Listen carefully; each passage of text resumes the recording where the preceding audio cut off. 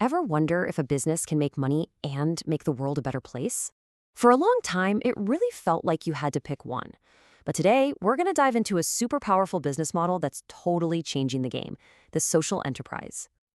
For the longest time, the whole story of business was built on this big conflict, profit versus purpose. It was like you had to choose a side. Either you chase profits for your shareholders, or you go after some kind of social mission. It was always an either-or thing. And you can see it pretty clearly. Over here, you've got the traditional business. Its whole reason for being is to maximize profit.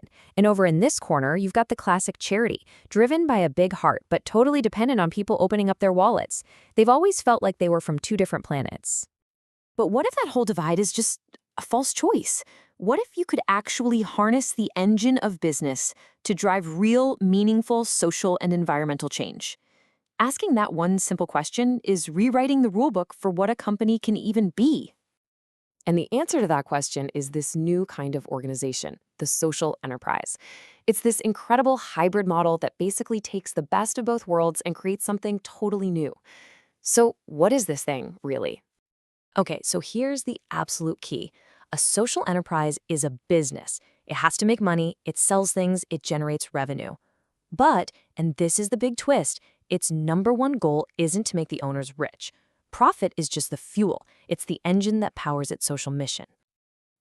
This famous quote from Jack Welch, the legendary CEO, it just perfectly sums up the old way of thinking. Doing good was something you did after you made all the money.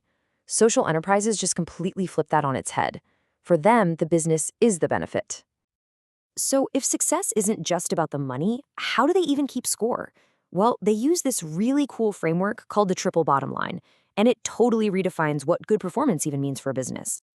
It really all comes down to balancing three key pillars. First, profit. You gotta be financially sustainable or you won't be around for long. Second, people. You have to create a real positive impact for society, like creating jobs or providing crucial support. And third, planet. You've gotta be a good steward of the environment. And this isn't just some checklist, it's a whole new way to think about success. That shift is the real revolution here. Now, this all sounds great in theory, right? But it's actually happening out in the real world in some really fascinating ways. So let's take a look at the three main ways these enterprises are set up. All right, first up is the one you're probably most familiar with, private companies. These look and feel just like any other business you'd see, but they've got that social mission baked right into their DNA from day one. And the examples out there are just amazing.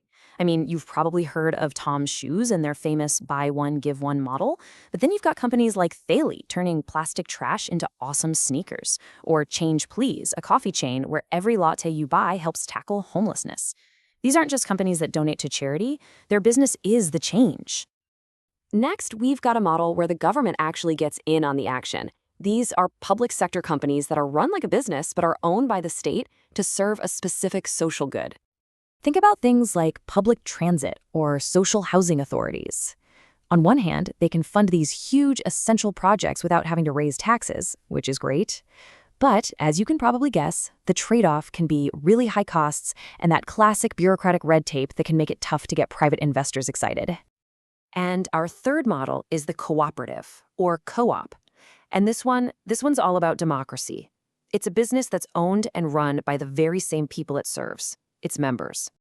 And don't for a second think this is some small niche idea.